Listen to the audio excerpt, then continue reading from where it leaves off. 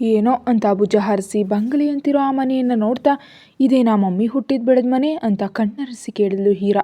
ಇದೇ ತಾಯಿ ಬಾ ಒಳಗೆ ಹೋಗೋಣ ಅಂತ ಕರ್ಕೊಂಡು ಹೋಗ್ತಿದ್ರೆ ವಾಸವಿ ಎದುರಾದ್ಲು. ತಾತಯ್ಯ ಯಾರಿವರು? ನಿಮ್ಮಜ್ಜಿ.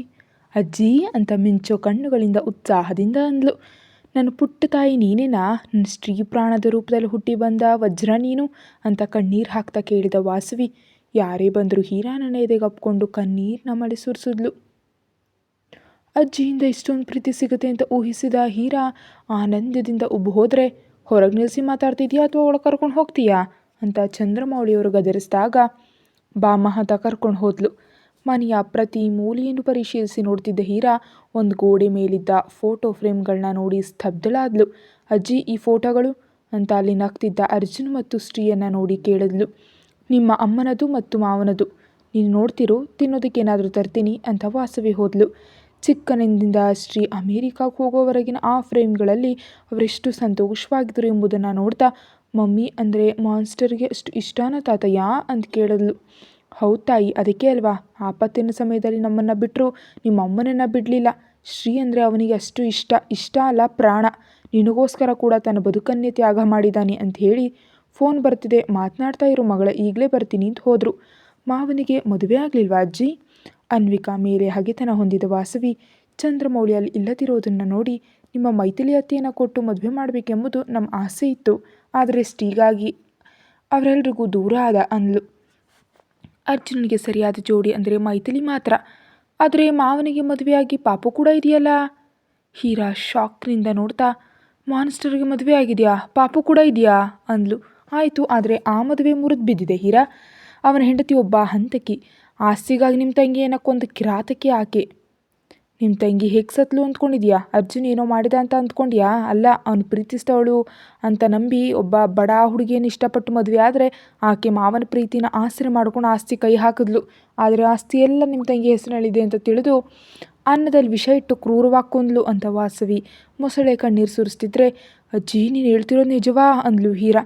ಅಷ್ಟರಲ್ಲಿ ಅವಳ ಮುಖ ಕೋಪದಿಂದ ಕೆಂಪಾಗಿತ್ತು. ನಾನು ಸುಳ್ಳು ಹೇಳೋ ಅವಶ್ಯಕತೆ ಇಲ್ಲಮ್ಮ ಅಂತೂ ನಿಮ್ಮ ತಾತನ ಹಠಮಾರಿತನದಿಂದ ನಿಮ್ಮ ಅಪ್ಪ ಅಮ್ಮನ ಪ್ರೀತಿಯನ್ನು ಅರ್ಥ ಮಾಡ್ಕೊಳ್ಳಲಾಗಲಿಲ್ಲ.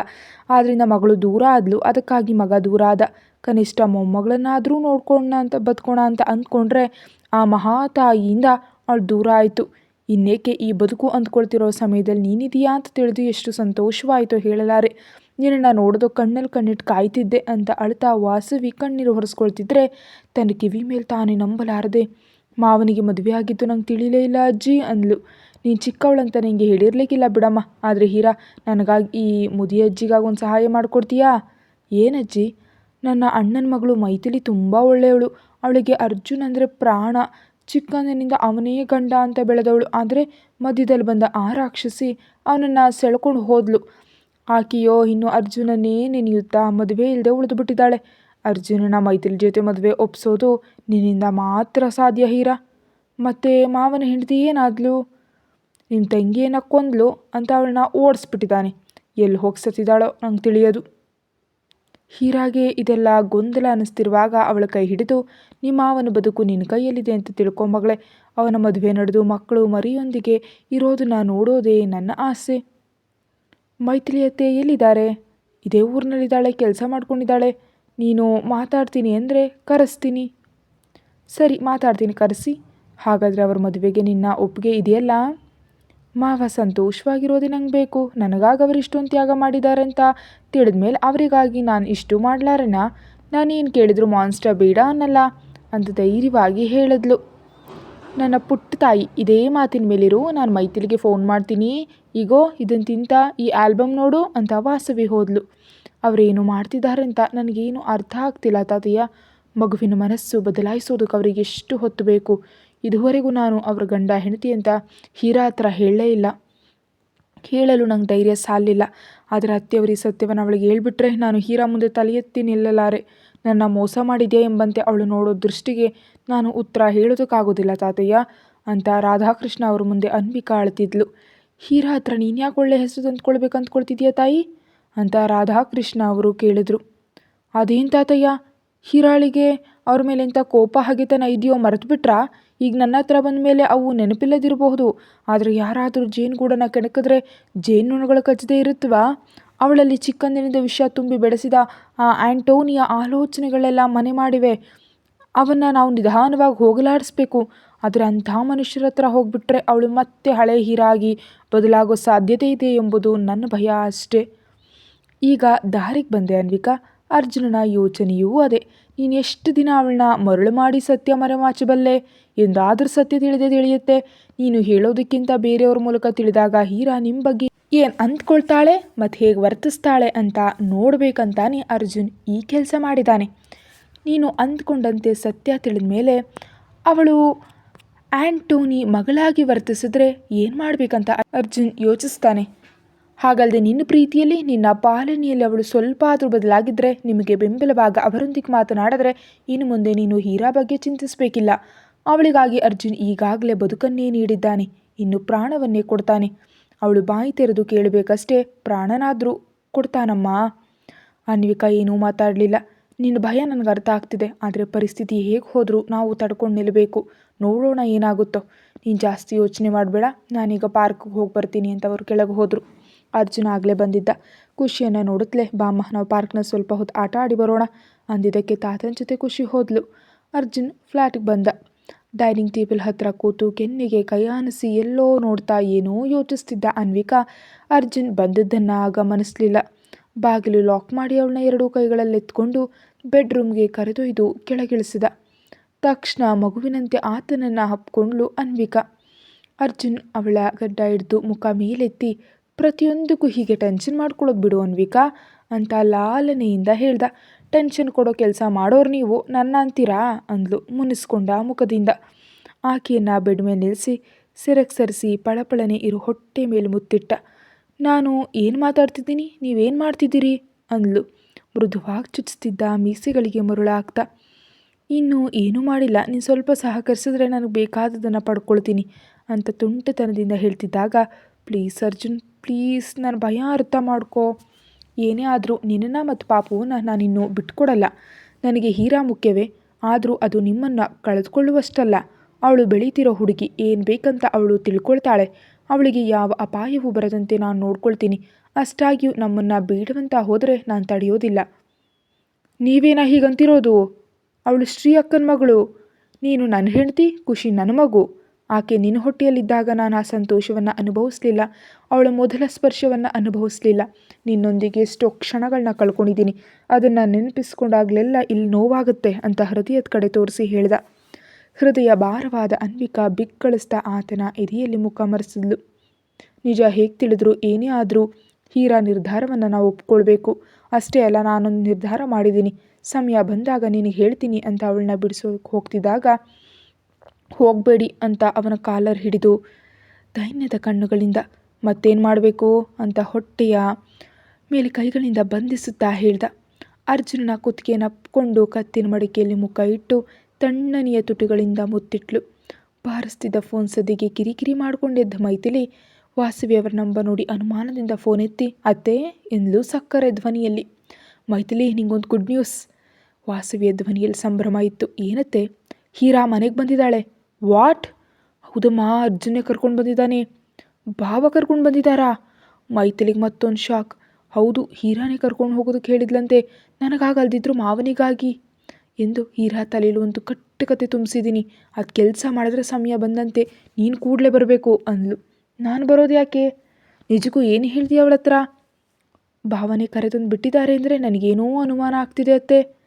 ನಿನ್ನ ಮುಖಕ್ಕೆ ಬರೀ ಅನುಮಾನಗಳೇ, ಅದಕ್ಕೆ ಹೀಗೆ ಒಂಟಿಯಾಗಿ ಉಳಿದ್ಬಿಟ್ಟೆ. ಇಲ್ದಿದ್ರೆ ನನ್ನ ಮನೆಯ ಸೊಸೆ ಆಗ್ತಿದ್ದೆ ಅಂದಾಗ ಮೈಥಿಲಿಗೆ ರೋಷ ಬಂತು. ಹೀರಾಳಿಗೆ ಏನು ಹೇಳಿದಾಳಂತ ವಾಸು ವಿವರಿಸಿದಾಗ ಮೈಥಿಲಿ ಮುಖ ಅರಳಿತು. ನಿಜಾನಾ ನೀವು ಹೇಳ್ತಿರೋದು?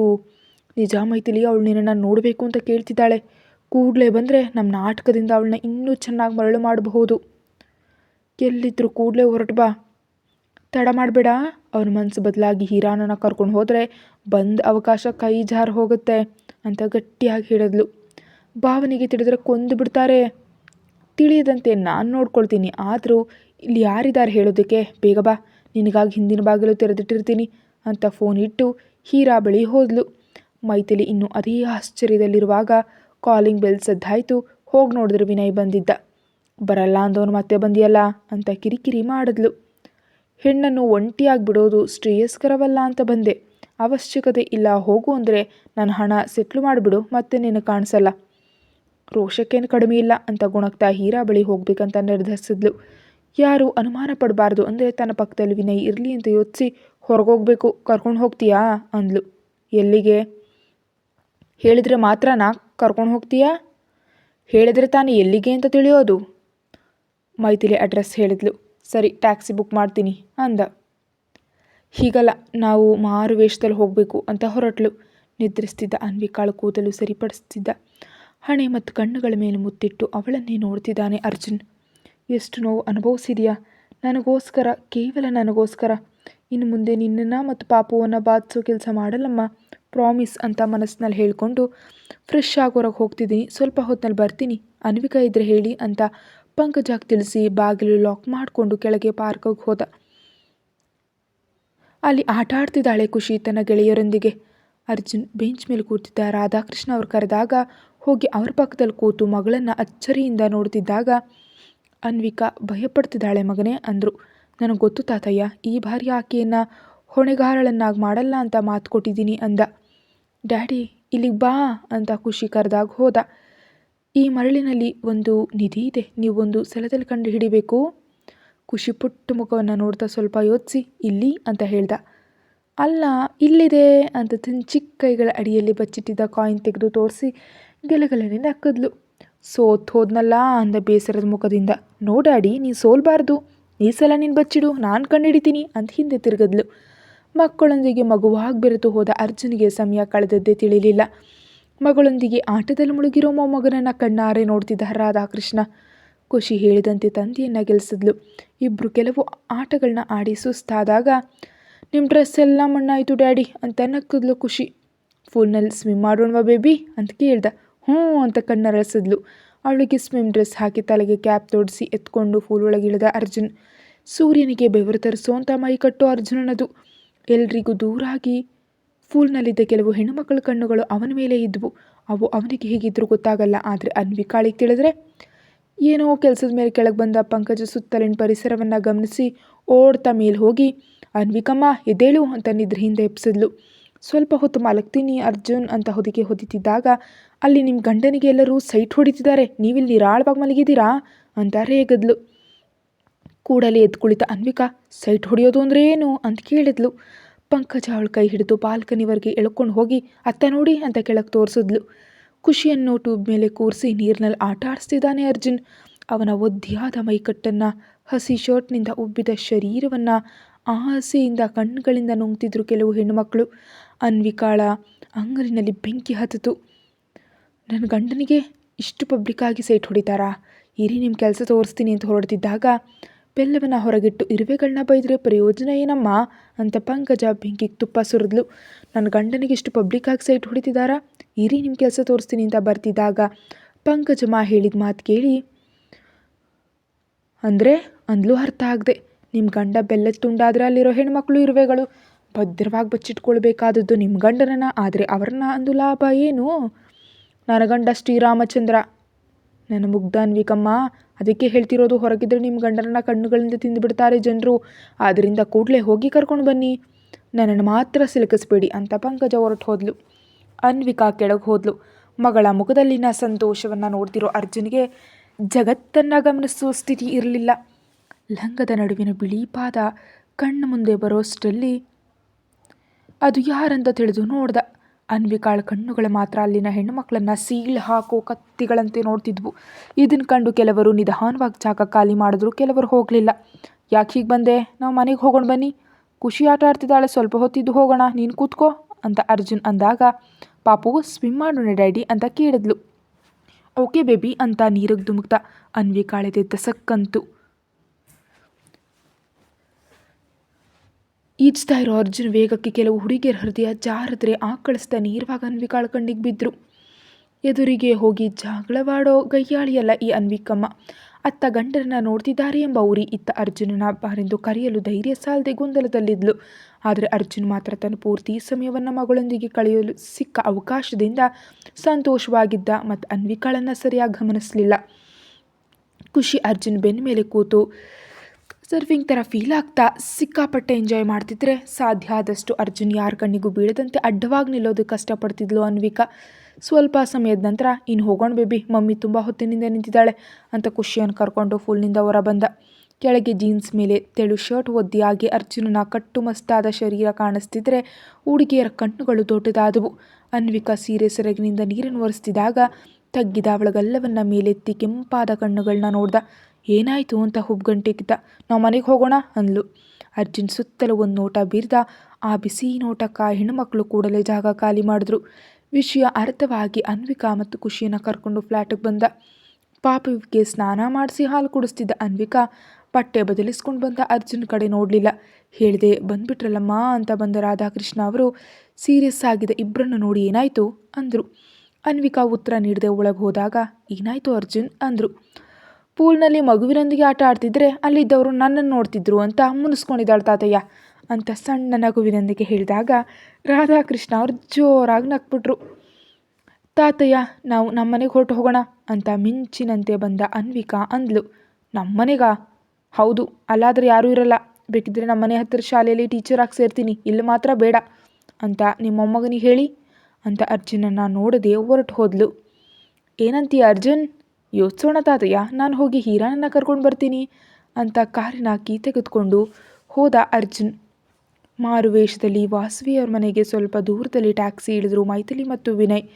ನಾನು ಕೂಡ ಒಳಗೆ ಬರಬೇಕಾ ಅಂತ ಕೇಳ್ದ. ಬೇಡ, ನಾನು ಬರೋವರೆಗೆ ಇಲ್ಲೇ ಕಾಯಿ ಅಂತ ಬುರ್ಕಾ ತೆಗೆದು ವಿನಯ್ಗೆ ನೀಡಿ ನಾನು ಫೋನ್ ಮಾಡ್ತೀನಿ ರೆಡಿಯಾಗಿರು ಅಂತ ವಾಸವಿ ಹೇಳಿದಂತೆ ಮನೆ ಹಿಂದಿನ ಬಾಗಿಲಿಗೆ ಹೋಗಿ ಸನ್ನೆ ಮಾಡಿದ್ಲು. ಅಲ್ಲೇ ಕಾಯ್ತಿದ್ದ ವಾಸವಿ ಬಾಗಿಲು ತೆಗೆದು ಮೈಥಿಲಿಯನ್ನು ಕಂಡೊಡನೆ ಕೈ ಹಿಡಿದು ನೇರವಾಗಿ ಹೀರಾ ಇದ್ದ ಕೋಣೆ ಕಡೆ ಕರ್ಕೊಂಡು ಹೋದ್ಲು. ಮಾವ ಇದ್ದಾರಾ ಅತ್ತೆ? ಇಲ್ಲ, ಹೀರಾಳಿಗೆ ಏನಾದರೂ ತರ್ತೀನಿ ಅಂತ ಈಗಷ್ಟೇ ಹೋದರು. ಅವ್ರು ಬರುವಷ್ಟರಲ್ಲಿ ನಮ್ಮ ಪ್ಲ್ಯಾನ್ ಜಾರಿ ಮಾಡಬೇಕು ಅಂತ ಹೇಳ್ತಾ ಶ್ರೀದ್ ಕೋಣೆ ಕರೆತಂದು ಹೀರಾ ಅಂತ ಕರೆದ್ಲು. ತಾಯಿಯ ನೆನಪುಗಳನ್ನು ನೋಡ್ತಿದ್ದ ಹೀರಾ ವಾಸವಿಯ ಕರೆಯಲ್ಲಿ ಹಿಂದೆ ತಿರುಗಿ ನೋಡಿದ್ಲು. ಮೈಥಿಲಿ ಮುಂದೆ ಬಂದ್ಲು. ಅವಳಾರಂತ ಕುತೂಹಲದಿಂದ ನೋಡ್ತಾ ಇದ್ದ ಹೀರಾಗೆ ನಿಮ್ಮತ್ತೆ ಮೈಥಿಲಿ ಹೀರಾ ಬಂಗಾರ ಅಂದ್ಲು ವಾಸವಿ. ಫುಲ್ ಮೇಕಪ್ನಿಂದ ಆಧುನಿಕವಾಗಿ ಕಾಣ್ತಿದ್ದ ಮೈಥಿಲಿಯನ್ನು ನೋಡ್ತಾ ನೀವು ಮೈಥಿಲಿನಾ ಅಂದ್ಲು. ಹೌದು ಸ್ವೀಟಿ, ನೀನು ಶ್ರೀಮಗಳ ಎಂದು ಪ್ರೀತಿ ಸುರಿಸುತ್ತಾ ಹೀರಾಳ ಕೈ ಹಿಡಿದ್ಲು. ನಿಮಗೆ ನಮ್ಮ ಮಮ್ಮಿ ಅಂದರೆ ಇಷ್ಟ ಇಲ್ವಾ ಅಂತ ಕೇಳಿದ್ಲು ಹೀರಾ. ಹೀರಾಳ ಮಾತಿಗೆ ಒಂದು ಕ್ಷಣ ಅವಕ್ಕಾದ ಮೈಥಿಲಿ ನಗು ತಂದ್ಕೊಂಡು ನಿಮ್ಮ ಅಮ್ಮ ಅಂದರೆ ನನಗೆ ಯಾಕೆ ಇಷ್ಟ ಇರಲ್ಲ ಹೀರಾ, ಆದರೆ ನಿಮ್ಮ ಮಾವ ಅರ್ಜುನ್ ನನ್ನ ಆಕೆನ ಭೇಟಿಯಾಗೋದಕ್ಕೆ ಬಿಡ್ತಾ ಇರಲಿಲ್ಲ. ಯಾಕಮ್ಮ ಹಾಗೆ? ಯಾಕಂದರೆ ಶ್ರೀ ಅಂದರೆ ಅರ್ಜುನ್ಗೆ ಅಷ್ಟಿಷ್ಟ. ಶ್ರೀ ಅರ್ಜುನನ ಜೊತೆ ಇರಬೇಕು ಅಂತ ಬೇರೆಯವ್ರ ಜೊತೆ ಮಾತಾಡೋದಕ್ಕೆ ಬಿಡ್ತಿರ್ಲಿಲ್ಲ. ನನಗೂ ಬೇಸರ ಆಗ್ತಿತ್ತು, ಆದರೆ ಅರ್ಜುನ್ ಅಂದರೆ ಇಷ್ಟ ಆದ್ದರಿಂದ ನಾನು ಅಷ್ಟಾಗಿ ತಲೆ ಕೆಡಿಸ್ಕೊಳ್ಳಿಲ್ಲ. ಅದಕ್ಕೆ ನಿಮ್ಮ ಮಮ್ಮಿ ಮತ್ತು ನನ್ನ ನಡುವೆ ಅಂತರ ಬಂತು. ಎಷ್ಟರ ಮಟ್ಟಿಗೆ ಅಂದರೆ ನಿಮ್ಮ ಅಪ್ಪನನ್ನು ಪ್ರೀತಿಸಿದ್ದು ತಿಳಿಯದಷ್ಟು. ಹೀರಾ ಕಣ್ಣಡಿಸಿ ಮಮ್ಮಿ ಡ್ಯಾಡಿ ಲವ್ ಸ್ಟೋರಿ ನಿಮಗೆ ಗೊತ್ತಾ? ತಿಳಿಯೋದು, ಆದರೆ ನಿಮ್ಮ ಅಪ್ಪ ಅಂದರೆ ನಿಮ್ಮ ಮಮ್ಮಿಗೆ ಪ್ರಾಣ ಅಂತ ಕೇಳಿದ್ದೆ. ಮನೆಯವ್ರನ್ನೆಲ್ಲ ಬೇಡ ಅಂತ ಹೋದ್ಲು ಅಂದರೆ ಅವಳನ್ನ ಎಷ್ಟು ಇಷ್ಟಪಟ್ಟಿರಬಹುದು ಯೋಚಿಸು ಅಂದು ನಾನು ಅರ್ಜುನ್ಗೆ ಹೇಳಿದೆ ಅವರನ್ನು ಒಂಟಿಯಾಗಿ ದೂರ ಇಟ್ಟರೆ ಒಳ್ಳೆಯದು ಅಂತ. ಆದರೆ ತಾನು ಜೊತೆಗಿರಬೇಕು ಅಂತ ಅವನು ಹೋದ. ನಿಮ್ಮ ಡ್ಯಾಡಿ ಮತ್ತು ಮಾವನ ನಡುವೆ ಏನು ಗಲಾಟೆ ಆಯಿತೋ ಏನೋ. ಶ್ರೀಯನ್ನು ಕರ್ಕೊಂಡು ಅರ್ಜುನ್ ಹೊರಟು ಹೋದ. ನಿಮ್ಮಪ್ಪ ತುಂಬ ಹತ್ರ ಆಮೇಲೆ ನೀನು ಹುಟ್ಟಿದ್ದು ಶ್ರೀ ತೀರು ಹೋದದು ತುಂಬ ದುಃಖದ ವಿಷಯ. ಆಕೆ ಎಲ್ಲಿದ್ದರೂ ಸುಖ ಆಗಿರಲಿ ಅಂದ್ಕೊಂಡಿದ್ದೆ, ಆದರೆ ಅವಳು ಈ ಲೋಕದಲ್ಲೇ ಇಲ್ಲದಂತಾಗ್ತಾಳೆ ಅಂದುಕೊಂಡಿರಲಿಲ್ಲ ಅಂತ 4 ಹನಿ ಕಣ್ಣೀರು ಸುರಿಸಿದ್ಲು ಮೈಥಿಲಿ. ತನ್ನ ಪಾತ್ರವಾಗಿ ವಾಸವಿ ಕೂಡ ಕಣ್ಣರಿಸ್ಕೊಳ್ತಾ ನಿಜ ಹೀರಾ, ಅಂದು ನಿಮ್ಮ ತಾತ ಕೋಪದಲ್ಲಿದ್ದರು, ಅದಕ್ಕೆ ನಾನು ಕೂಡ ಶ್ರೀ ಮೇಲೆ ಕೋಪದ ನಾಟಕ ಮಾಡಿದೆ. ಆದರೆ ಅವಳು ಪ್ರೀತಿಸಿದವನ ಜೊತೆ ಸುಖವಾಗಿರಲಿ ಅಂತ ಬಯಸಿ ಅರ್ಜುನ್ ದೃಷ್ಟಿಯಲ್ಲಿ ನಾನು ವಿಲನ್ ಆದವಳು. ಅತ್ತ ಗಂಡ ಇತ್ತ ಮಕ್ಕಳು ಅಂದಮೇಲೆ ಹೆಣ್ಣಾದವಳು ಏನು ಮಾಡಬಲ್ಲಳು ಅಂತ ತನ್ನ ನಟನಾ ಕೌಶಲ ತೋರಿದ್ಲು. ಈಗ ಮಾತ್ರ ನೀನು ಮತ್ತು ಅರ್ಜುನ್ ಇಬ್ಬರು ನಮ್ಮ ಮನೆಗೆ ಬರಬೇಕು ಎಂಬುದು ನನ್ನ ಆಸೆ. ಅದಕ್ಕೆ ಅರ್ಜುನನ ಮೈಥಿಲಿ ಜೊತೆ ಮದುವೆಗೆ ಒಪ್ಸೋದಕ್ಕೆ ನೀರನ್ನ ಕೇಳಿದೆ. ಮದುವೆ ಯಾತಕತ್ತೆ ಅಂತ ಮೈಥಿಲಿ ಆಶ್ಚರ್ಯ ನಟಿಸಿದ್ಲು. ನಿನಗೆ ಅರ್ಜುನ್ ಅಂದರೆ ಇಷ್ಟ ಅಂತ ಗೊತ್ತು ಮೈತು. ಚಿಕ್ಕಂದಿನಿಂದ ಅವನನ್ನೇ ಪ್ರಾಣವಾಗಿ ಪ್ರೀತಿಸ್ತವಳು ನೀನು. ಈಗ ಮದುವೆ ಆದರೆ ತಪ್ಪೇನಿದೆ ಅಂತ ವಾಸವಿ ಕೇಳಿದ್ರು. ಭಾವನೆಗೆ ನನ್ನ ಮೇಲೆ ಇಷ್ಟ ಇದ್ದರೆ ಬೇರೆಯವಳನ್ನ ಯಾಕೆ ಮದುವೆ ಆಗ್ತಿದ್ರು ಅತ್ತೆ? ಅಷ್ಟಕ್ಕೂ ಮದುವೆಯಾದವನ ಜೊತೆ ನನಗೆ ಮತ್ತೆ ಮದುವೆ ಯಾಕೆ? ಅವನು ಆ ಸಂಸಾರದಿಂದ ಸುಖವಾಗಿದ್ದಾನ ಮೈತಿ. ಹೆಂಡತಿ ಓಡ್ ಹೋಗಿದ್ದಾಳೆ, ಒಂಟಿಯಾಗಿದ್ದಾನೆ. ಅವನ ಜೀವನ ಹೀಗೆ ಆದರೆ ದೊಡ್ಡವರಾದ ನಾವಿದ್ದು ಪ್ರಯೋಜನ ಏನು? ಅರ್ಜುನನ್ನ ಹೀರಾ ಒಪ್ಪಿಸ್ತಾಳೆ. ನೀನು ಮದುವೆಗೆ ಬೇಡ ಅನ್ಬೇಡ. ಇಲ್ಲ ಅತ್ತೆ, ನಾನು ಒಪ್ಪಲ್ಲ. ಭಾವ ನನ್ನ ಮನಸ್ಸಿನಲ್ಲಿದ್ದಾರೆ ಕೊನೆ ಕ್ಷಣದವರೆಗೂ. ಅವ್ರನ್ನ ಪ್ರೀತಿಸಿದ್ದೀನಿ, ಆದರೆ ಅವರು ನನ್ನನ್ನು ಪ್ರೀತಿಸಲಿಲ್ವಲ್ಲ ಅಂದ ಬೇಸರದಿಂದ ಹೇಳಿದ್ಲು ಮೈಥಿಲಿ. ಹೀರಾಳಿಗಾಗಿ ಆದರೂ ಅವನು ಒಪ್ತಾನೆ ಮೈತು? ಮೊದಲ ಮದುವೆ ಹಾಗೇ ಅಲ್ವಾ ಮಾಡಿಕೊಂಡದ್ದು, ಖುಷಿಗೋಸ್ಕರ ಅಂತ. ಆದರೆ ಆ ತೈತ ಕಡೆ ಆಸ್ತಿಗೋಸ್ಕರ ಖುಷಿಯನ್ನು ಕೊಂದುಬಿಟ್ಲು. ವಾಸವಿ ಜೋರಾಗಿ ಅಳ್ತಿದ್ದಾಗ ಅಜ್ಜಿ ಅಳಬೇಡಿ ಅಂತ ಹೋದ್ಲು ಹೀರಾ. ತಮ್ಮ ಪ್ಲ್ಯಾನ್ ಚೆನ್ನಾಗಿ ಕೆಲಸ ಮಾಡ್ತಿದೆ ಅಂತ ಮೈಥಿಲಿ ನಕ್ಕದ್ಲು. ಕತೆ ಮುಂದುವರಿಯುತ್ತೆ. Thank you.